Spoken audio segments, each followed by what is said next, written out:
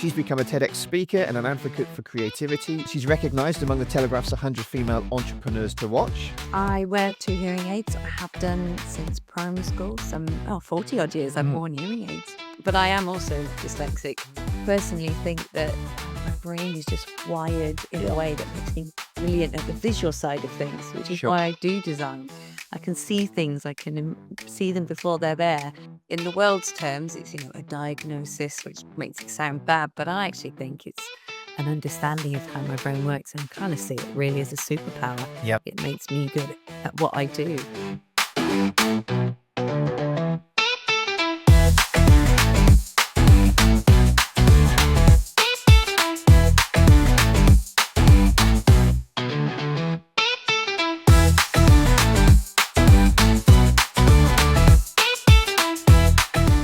Before we jump in, I've just got one quick ask. If you find value in this episode, the best way to support the show is by following or subscribing. So please do. It's free and it helps a lot. And if something stands out to you today, share it with someone or reach out. I would love to hear what resonates with you. Thanks for being here. Now let's get into it. Welcome to the Money in Motion podcast, where we explore how individuals steward their God-given gifts to make a meaningful impact. In today's episode, we'll meet a creative entrepreneur and designer who founded a network celebrating Christian creativity across the UK. She's recognized among the Telegraph's 100 female entrepreneurs to watch and launched her design business way back in 2006, so plenty of experience, specializing in brand, graphic, and web design. Despite facing dyslexia and hearing impairment, she's become a TEDx speaker and an advocate for creativity. So please, would you join me in welcoming Josie Gamble? It's really... Hi, John. Well, good morning to you. It's lovely to see you today. Hey, look, thank you for joining us. On the Money in Motion podcast, we've been looking at how people are using what God's given them. And those that have overcome in that scenario. Before we dive into too much of that with yourself, perhaps a little brief introduction from you, just of where you are now and maybe how you got there. Sure. Well, I physically I'm in the Midlands. I grew up in the south of England, but I as you said, I launched my own design business. Run that now for 18 years. But I've always known I was kind of creative. All through kind of my schooling and education, I kind of excelled in the creative subjects and kind of pursued that. And I did the kind of GCSEs, A levels. I actually did a year out of Bible college, and while I was there, I met a gentleman called Tony Wastel, who came to lecture at the Bible college, and that week I had an offer at Wolverhampton Uni. That week I decided I wasn't going to go to Wolverhampton because there was nothing in the city that I was familiar with. I was really excited about the university degree that I'd applied to do. That excited me, but I just said, okay, God, I won't go there. And then Tony, I was teaching on something like end time theology, and he said, oh, before I start to teach, I'm just going to share what God's called me to do. And he talked about how God had called him to start a brand new church in Wolverhampton. And as soon as he said Wolverhampton, it was like everything inside of me went off, and I was like, oh, that's why I'm going to Wolverhampton. Wow. So I came to Wolverhampton from Bath. I came as a student, but I felt very much called by God. So I've been here now 26 years. Still part of that same wonderful church. Was very involved in all the leadership and setup of that. But then 7 years ago, I kind of stepped back from a lot of that so that I could pursue what I felt God had called me to do, the Christian Creative Network. And that kind of is a potted history to where I am now. No, that's brilliant. And of course, somewhere along that journey, you met your husband. I did indeed. Yes, we've been married 20 years now. Excellent. Sound old. But I've known him for a long time. We were sort of teenagers, church connections, and but 20 years. I've got 3 daughters. So life is full. But one of the reasons for working for myself was so that I could still be mum Yep. work around the children. So I work around the kids, do Great. kind of school runs, and take them their lunch when they've left it at home, Yeah. that kind of thing. And your family, so you're now more into the teenage years with those children now. That's the sort of dynamic at the moment. Would that be right? Yes, so 17, 14, and 11. So my last one is still in primary school. Next year, they'll all be in secondary. It's a very different phase of life. It comes with its challenges and its highlights. And yeah, but I love being mum. Love being able to Yeah. be around for them as well. Brilliant. And you've created a life to be able to facilitate all of that, which is great. But I'm wondering if I can take us back then a bit now. And I'm fascinated how you set up your business sort of and launched out in 2006. But maybe even before then, in sort of youth and teenage years, our listeners might not be aware that you are dyslexic, which is something a lot of people will relate to. And you have a hearing impairment, or Yes. certainly did. I don't know where that's at the moment. Perhaps you can let us know. But yeah, and some will relate to that. But nevertheless, two challenges that I'm sure affected your upbringing, and maybe you could just touch on how those impacted your schooling, education, and kind of formative years. Yeah, so I wear two hearing aids. I have done since primary school, so I'm sort of in my late 40s. So for 30 odd years, 40 odd years, I've Mm, worn hearing aids. And they find out, I think nowadays they pop babies out and they can check their hearing straight yeah, away. And for me, they found out when I was 3. They gave it like a 3-year checkup. And I've never had a speech impediment with it. But it has a lot of people with a hearing impairment often kind of fall into the dyslexic bracket because you know, you hear it wrong, spell it wrong, write it wrong, and it can have some knock-on effects. But I am also dyslexic. mm, So I've just had to get used to wearing hearing aids. And you develop coping strategies. I mean, I sing at church. I've sung for 30 odd years. yeah, And I kind of wonder how I how I do that because I only know what I know. You know, you don't know what you don't know. I yeah, don't know what it's like to live without hearing aids. So, but I'm very aware that you develop coping strategies, sure, and I've had to overcome kind of the awkward conversations where people maybe say their name and you don't hear it like the fourth and fifth time, and in the end you sure, just smile and nod. yeah, um, and that comes with challenges, but I guess you have to kind of learn to get over things like that. And dyslexia, um, I personally think that my brain is just wired in a yeah, way that makes me brilliant at the visual side of things, which is sure, why I do design. I can see things, I can see them before they're there, and so I kind of, in the world's terms, it's a diagnosis, which makes it sound bad, but I actually think it's an understanding of how my brain works, and kind of see it really as a superpower. yeah, It makes me good at what I do. Um, so those are some of the kind of thoughts maybe that help me yeah. overcome those obstacles. Well, I think superpower's a great term, and I think as you get older, maybe you appreciate that more looking back. And I hope that any young people listening, will feel that, hey, actually, yes, this is something I can overcome, and it opens up so many other doors that I wouldn't have otherwise had, or certain things will come easier to me in other areas of life at some point. I'm Yeah. surrounded by dyslexics in my life, so it's But I think, I often think if a doctor can't draw, that's not a problem. But yeah. if an artist can't do math, all of a sudden it's a problem. And I just think it's different ways that our Mhm. brains work. And if you can embrace what you're good at and run with that, I think you'll fly. I think our education system kind of can leave people whose brains aren't academic feeling like they've failed. Yeah. I mean, I actually did quite well with my both GCSEs and A levels. Mm. I worked really hard. I had extra time, which really helped. And in fact, I spent most of my A levels thinking I was failing my maths just because I was a little bit slower. I understood it all, Yeah. and I could do it all. And I genuinely thought I was failing because in class I never quite finish and I never quite catch everyone up, and I was rushing, so I'd make stupid mistakes. And in the end, when I had the extra time in the exam, I was the only one in my maths class who got an A.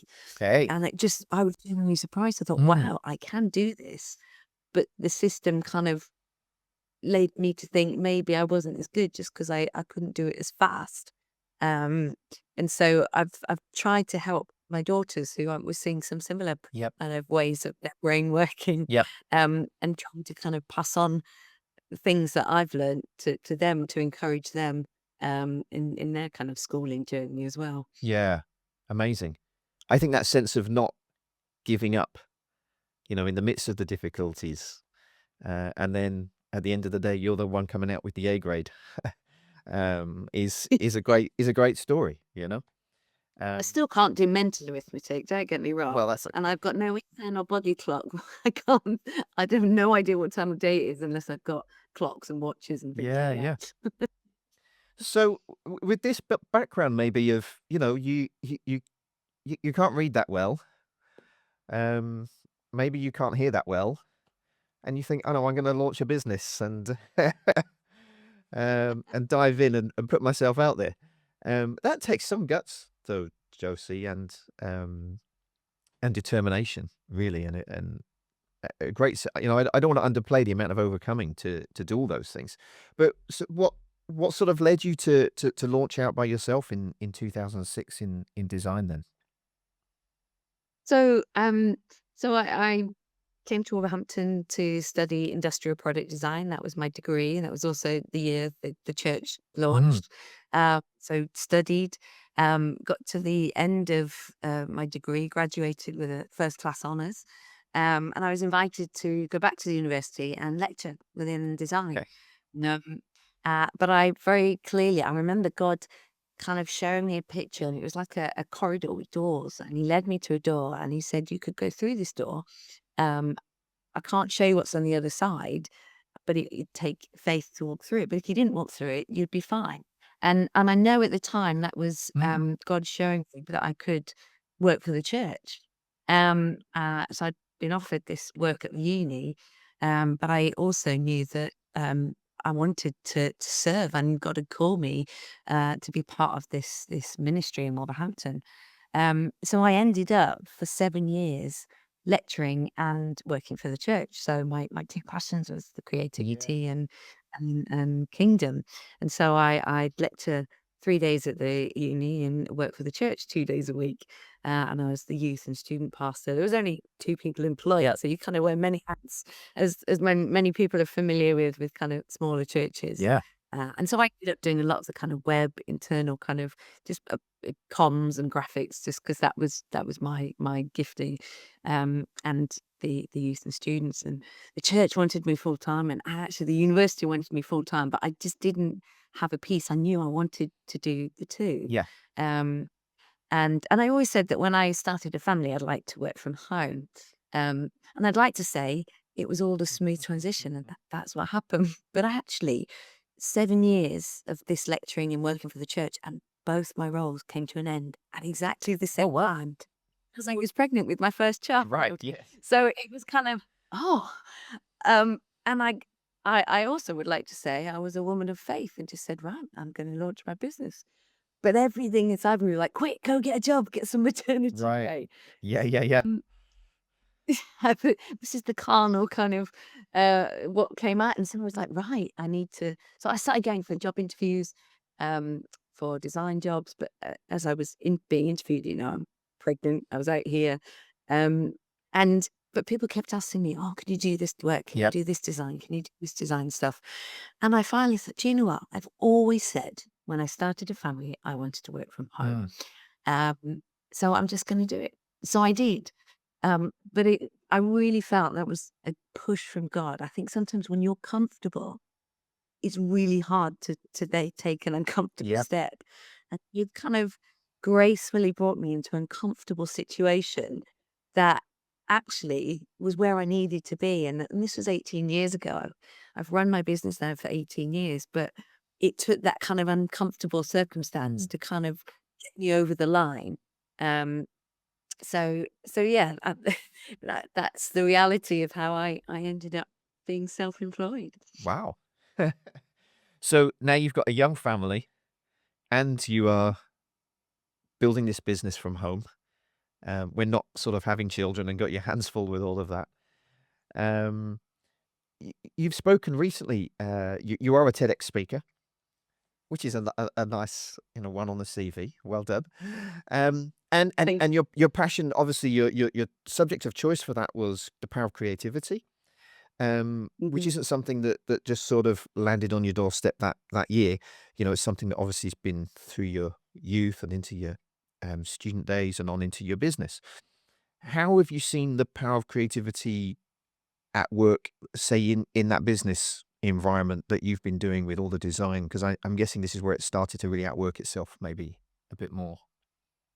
Yeah, so I guess um my journey started. I actually went to a design conference um and it was weird because I think I've pursued creativity and design and I've honed these skills and I'm proficient in it. I've Mm. run a business in it. But I don't think I ever really saw my creativity as a superpower. The title actually of the TEDx talk was Creativity is My Superpower. Um, but in the context of kingdom, I've never really applied it in the kingdom sense in my thinking. So I knew that, I could make a real difference for businesses, building them a brand, giving them an online presence, creating a website that grows their business, drives traffic to them. In fact, this week I just showed a first draft to a sole trader who's just starting, and she was like, "This is amazing. It feels real now." Because up until now, her business is just in her Yep. head. And so I really, it really lays a firm foundation for businesses and communicating to their audiences, and design solves a problem. So they come to me with a problem that they've got this business, but they need to get it out there. Mm. And I bridge that gap. I become their creative tool, if you like. But at this conference where I heard the phrase, it was actually design is my superpower. And it really started a journey of, oh my word, I've never viewed the gifts and skills that I've got as a superpower. And I'm sure other people could probably say their gifts and skills are superpower. But for me, it's like, actually, it is a superpower, but I don't see it in the kingdom. Mm. Um, I don't see this kind of strong creative culture within in church context.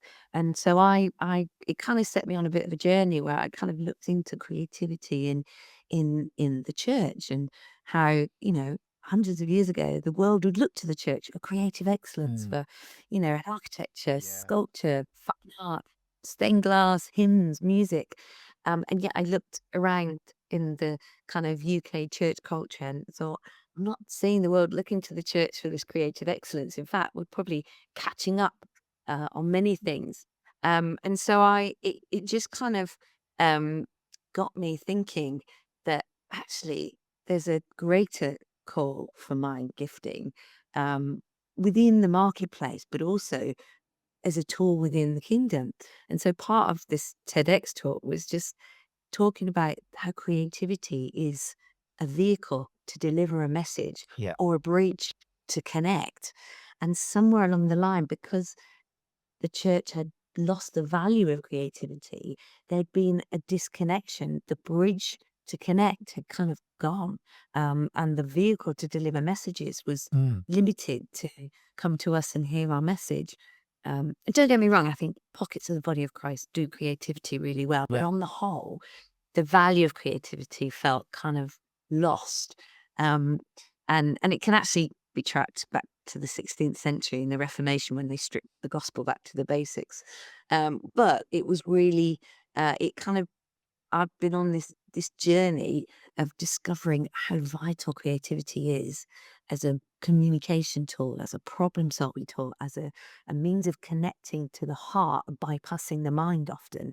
Um, Yeah. and so I kind of wanted to champion creativity in the church and use what I see the giftings and skills of creatives within the marketplace and bring that restore that value back in the kingdom or in within church context. So I was able to launch the Christian Creative Network, um, Amazing. answering the question, the why, because I felt creativity needed championing in the church. Yeah. And I think it's the most influential tool available to businesses, churches, charities.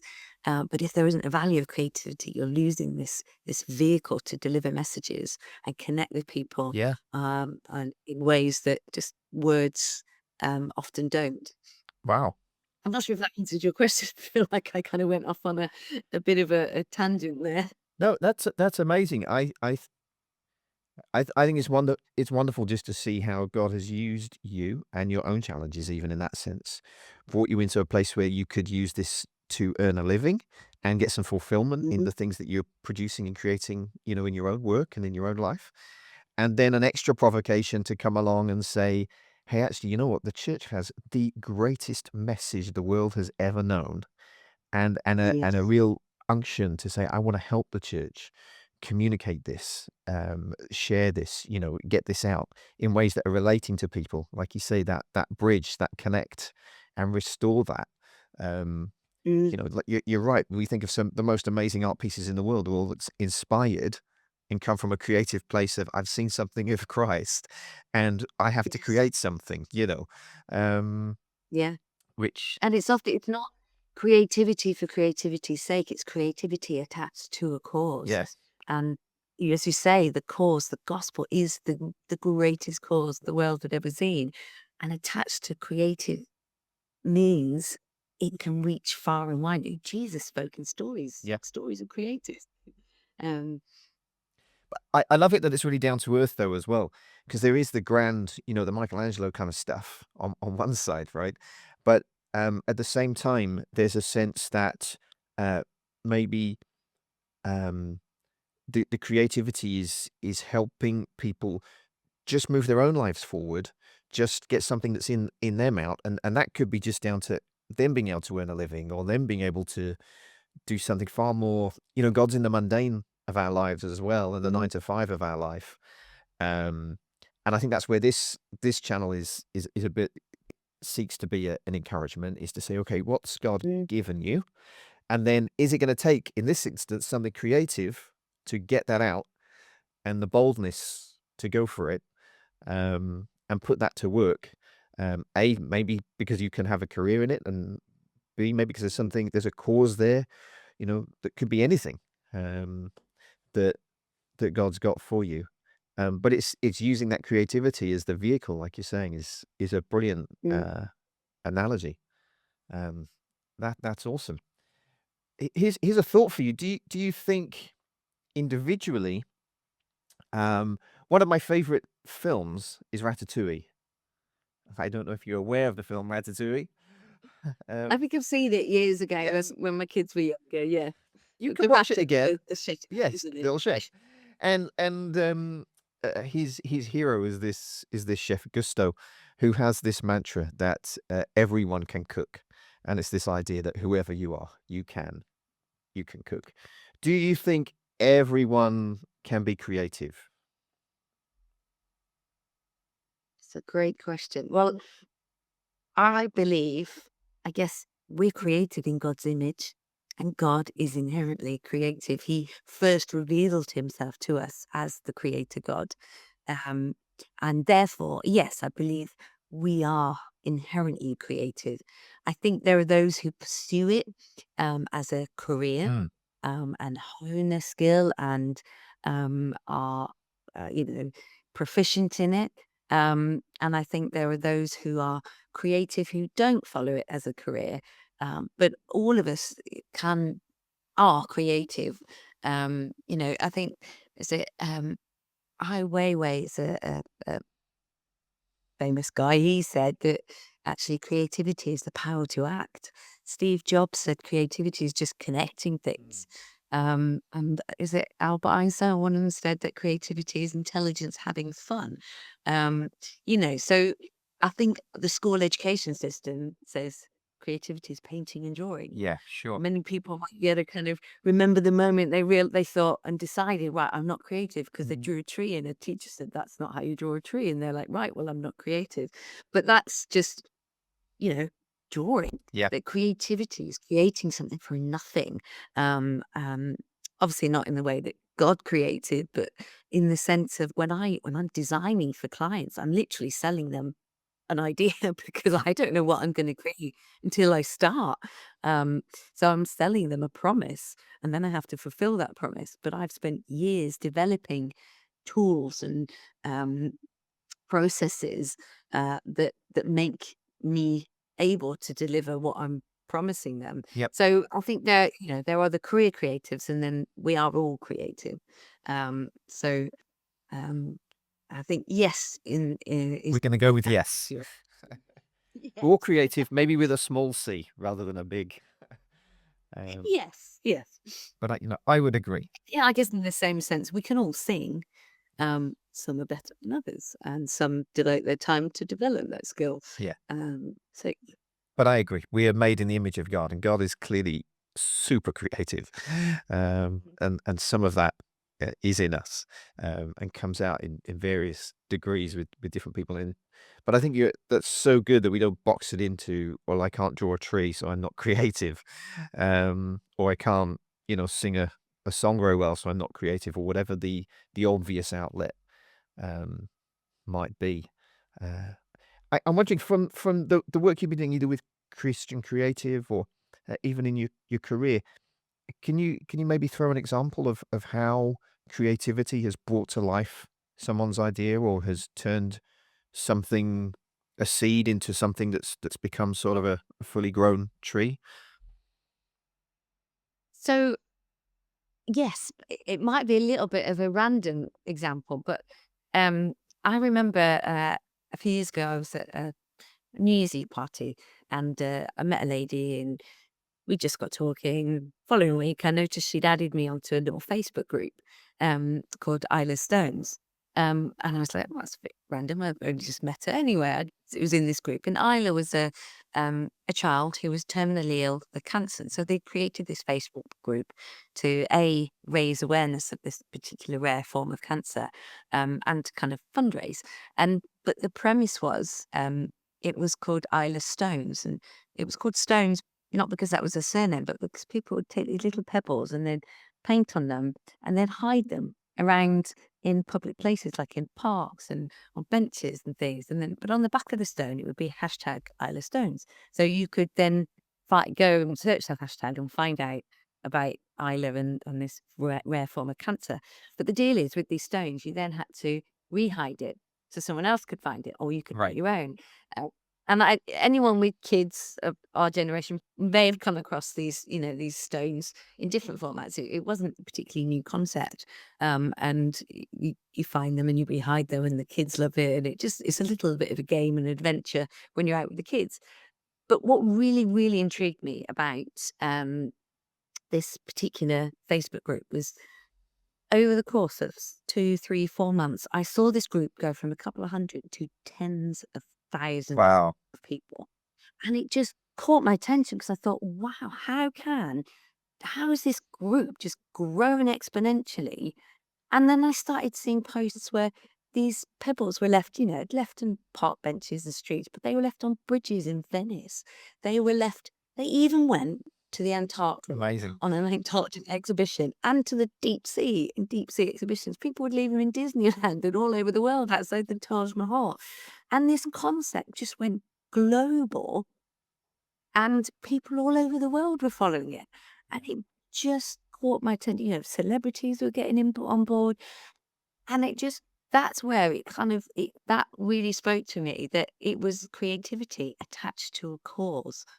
And the stones, it's fun and people would do it just for fun. But as soon as it was attached to this cause of raising awareness Mm. of childhood cancer, it went astronomical, and you couldn't pay for that kind of Yeah. marketing. Yeah. You couldn't plan that kind of marketing. And yet it went global. And so that for me was like, that's the power of just a creative concept, and not just a concept for itself, but because it was attached to this cause. And again, that got me kind of excited about just creativity attached to a cause can actually go global, and have far-reaching implications than you could ever plan in any marketing Yeah, meeting. Uh, so yeah, that just a little example. I mean, that's awesome. That another example, the other week, I relaunched a website for a client and, you know, it increased their bookings by 10%. You think, oh, it's a slightly smaller scale than global reach, but it's having an impact. yeah, It's just reaching people and connecting. yeah. Oh, that's brilliant. Well, there's there's some stellar examples right there. Thank you. Uh, Even as you're talking, Josie, I'm reminded. I mean, I often come back on this podcast to the parable of the talents and just that sense that if we're faithful with what God has given us, He returns to us with more. You know, and the one who had five went on to have 10, and who knows after there what might have happened. Um, and I think for yourself, there's a sense that, well, I had these talents and I've been faithful with that, and God opened one door, and I had a business, and God's opened other doors, and now I'm encouraging, you know, many to be creative with what they've got, and it's expanded, um, and expanded as you've put it to work. Um, how would you maybe encourage someone who maybe feels they got a little creative inkling in them? How would you encourage anyone who's sort of thinking, maybe I could do something to step out and be faithful with what that is?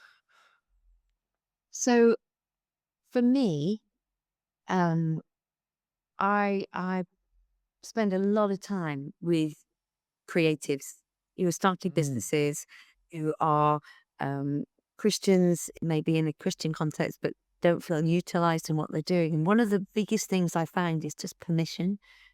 Just you have permission to go and do what you feel you can see yourself doing. mm, Don't wait to be asked because actually you've been given gifts and skills, talents. Get alongside other like-minded people. Be like iron sharpening iron. Because when you get a bunch of creatives together, there's a kind of collective journey of overcoming yourself, overcoming imposter syndrome. I'm not good at yeah, this. I yeah, can't do this. I've got this white bit of paper. But actually, you don't need all of that. What you need is determination, commitment, and just faithfully plodding sometimes, just one foot in front of the other. Sometimes the difference between something succeeding and something failing is just that you kept going. yeah, yeah, And failing is part of your success. Fail forward. Um, Particularly within, creativity. Sometimes you've got an idea and you quickly learn that your first idea was never the best idea, but you can't get to the best until you get over that first one. yeah, And making mistakes is not failure. It's yeah, actually you come to first fail before you can succeed. So yeah. failure is part of the success. I realized that I'd spent most of my life trying to avoid failure. Mm, I didn't like letting people down. I saw failure as like the end result that I failed. That's but it's not. It's a through way to get to the success. So I would I guess my biggest encouragement is that I truly believe we are in a renaissance of mm, creativity. And all renaissance means is renewed interest. I truly believe that there is a renaissance of creativity within the church. There is a creative renaissance globally. Um, and you see that with the rise of kind of Instagram and TikTok, and these are all really kind of creative tools. Um, but actually, God is restoring the value of creativity in the church, and I spend a lot of my time talking about a renaissance of creativity, but it's in books. It's been other people are saying and I find that the most encouraging thing as a creative person. yeah, Um, yeah, I've maybe sometimes in the past felt a bit isolated, or particularly as a lot of creatives are sole traders or they're freelance. sure. But equally, I felt a little bit isolated in my church context because I think sometimes creatives can think and talk in a different way that maybe not everybody kind of can follow or understand. But my biggest encouragement is just you have permission, Mm, do what you enjoy doing, get alongside other creators, and God is using creators in a really powerful way. Yeah. at the moment, and I just find that incredibly encouraging. In fact, there's a verse, and it's Zechariah She's preaching it. 21. Well, I am preaching, but it was I've read the Bible a lot, and I'd never seen this verse Mm. until a few years ago. Someone talking on it, but it talks about it's a prophetic picture of the end times, and it talks about the four horns of the artisan arising to terrify the enemy. And I was like, what? And then the guy went on to explain that horns are prophetic pictures of power and authority. And when every Wow. time it talks about the four corners of the world, it's actually talking about the world and these horns of the artisans. So an artisan, in one translation, it calls them I think it was creatives or artisans, but that they're terrifying the enemy. I thought that was so interesting that the creative people are terrifying the enemy because you can't pinpoint creativity. Mm. Um, and I wonder if the value of creativity was lost within the church because the enemy knew how influential creativity is and how important it is. Amazing. And yet he tried to steal that from the church. And actually, the value of creativity is being restored, which means the means of vehicles of communication of the good news of who Jesus is will exponentially grow as the creatives realize what they have is immensely valuable to the church. Well, that sounds I awesome. think, again, it was a long answer to a short Yeah, question. that's right. But let's go with it.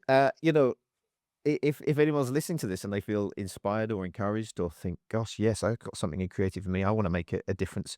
Where can they find you, Josie, or where can they find the Christian Creative Directory as well? So, I don't mean like what Christian street I'm Creative on, like, you know. Yes. So christiancreativenetwork.com is a website about the network, and we have 7 branches in the UK, and you can click subscribe to our mailing list and choose which branch you want to kind of connect with and receive Mm. information from. Um, it's deliberately a local network where you can actually meet people and see the whites of their eyes. So if you're not where those 7 branches are, I'm really sorry, but you can still sign to the mailing list and receive lots of encouragement. You can follow us on Facebook and Instagram, and And presumably, if enough share people, encouragement. presumably if enough people, turn up in an area, then that's where your next branch is, maybe. Oh, yeah, we're always looking for branch leaders. So if you're interested in starting, we can provide training and resources, and we have a branch leader group where we share regularly and meet. And we've done national training with them all, and so we essentially it's a business networking model Yeah. that the network is, and the branch leaders can run it anywhere in the country.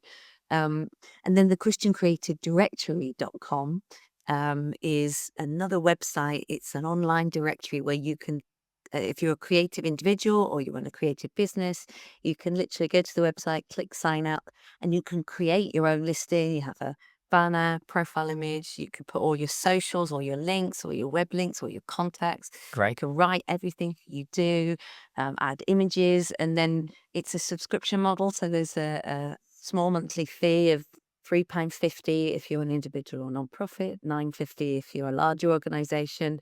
And then on that directory, we advertise jobs and opportunities.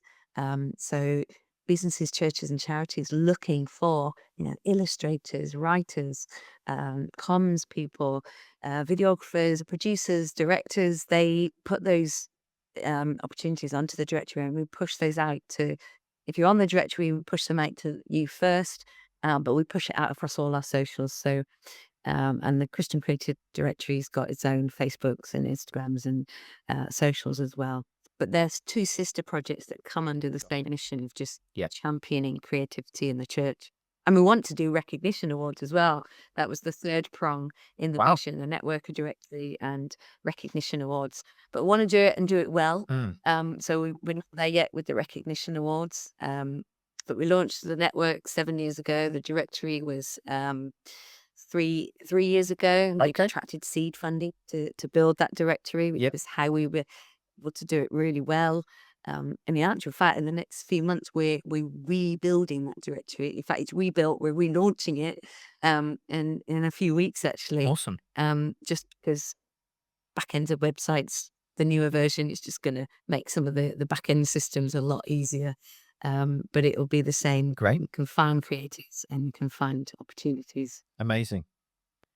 Thank you, Josie. I'm really stirred, even as you were just talking earlier, that you added in that element of determination, not giving up, boldness, faith. You describes this idea of creativity added to a cause, but then there's that sort of third wheel of boldness and determination, and I failed, but I'm going to go again, sort of idea. And even as we're talking, I just want to encourage anyone who's listening that I just feel there's some listening that have maybe given up, um, and thought it wasn't for me, and have believed a criticism of something they've done, or have believed something that was said of them that God doesn't say about them. Um, Yeah. and to be stirred again to say, no, you're created in the image of God, and there's good things in you that He wants to pull out, and to just pick that up again, and whatever stirring or inkling is in you, just to run with it. And it will take boldness, and it will take faith, and it will take determination, and you might make another mess of it, but that there's more in you to come out, and just to go for it. So Yeah. thank you for that. I feel encouraged by that. Oh, thank you. So thank you. And people can also find you at gambledesigns.co.uk, Yes, they can. which is a good place to start with. Josie, thank you so much for your time today. I've been encouraged. I hope others have. I believe they would have done. Have a great day. And to all our listeners, please, if you've enjoyed the podcast today, do go ahead, like, subscribe, go see what Josie is up to, and we'll look forward to seeing you on the next episode. Thanks.